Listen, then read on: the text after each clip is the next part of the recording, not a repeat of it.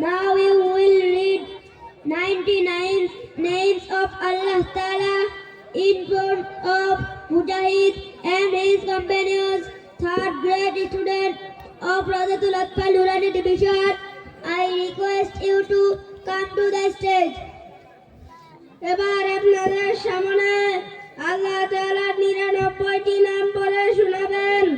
রাউজাতুল আতফাল নুরানি বিভাগের তৃতীয় শ্রেণীর ছাত্র মোহাম্মদ মুজাহিদ ও তার সঙ্গীরা, আমি আপনাদেরকে মঞ্চে আসার জন্য অনুরোধ করছি।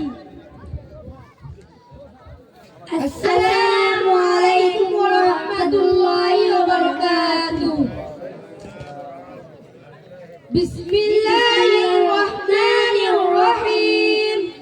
আন আবি হুরায়রা রাদিয়াল্লাহু তাআলা আনহু قال قال رسول الله صلى الله عليه وسلم إن لله تعالى 99 اسما من أحصاها دخل الجنة।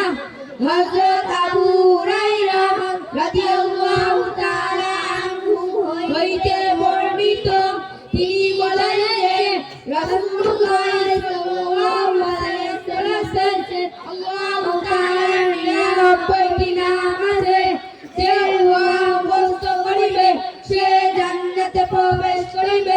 আল আসমাউল হুসনা ওয়াল্লাহুল্লাযী লা ইলাহা ইল্লা হু আর রহমানুর রহিমুল মালিকুল কুদ্দুসুস সালাম আল মুমিনুল মুহাইমিনুল আযীমুল জাব্বারুল মুতাকাব্বির আল খালিকুল বারিউল মুসাউwirul গফফারুল কাহ্হারুল ওয়াহ্হাব। মাশাআল্লাহ, সবাই মারহাবা বলি, আওয়াজ করে মারহাবা বলি।